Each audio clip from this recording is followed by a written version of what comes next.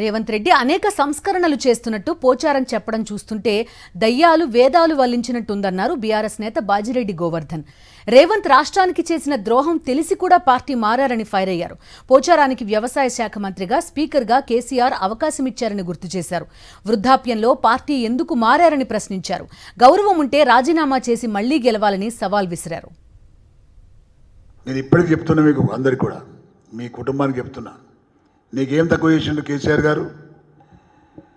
నీకు మంత్రి పదవి ఇచ్చిండు, సెకండ్ టైం స్పీకర్ ఇచ్చిండు. నీ కొడుకు డీసీబీ ఉమ్మడి జిల్లాలో చైర్మన్ చేసిండు. ఇంకేం కావాలి నీకు? ఇంకేం కావాలి నీకు? హాయిగా కృష్ణారామనుకుంటూ ఇలా ఉండొచ్చు కదా, మనమరాలతో ఆడుకుంటూ. అలా కాకుండా ఇంకా రాజకీయాలు చేస్తావా? ఏం మెసేజ్ ఇస్తున్నావు యువకులకు, భావితరాలకు? ఇప్పుడు వచ్చే రాజకీయ నాయకులకు ఏం మెసేజ్ ఇస్తున్నావు నువ్వు? పార్టీలకు ద్రోహం చేయాలా, ప్రజలకు ద్రోహం చేయాలా, పార్టీలు మారాలా, డబ్బు సంపాదించుకోవాలా, అధికారం సంపాదించుకోవాలా? ఇదా నువ్వు ఇచ్చే మెసేజ్?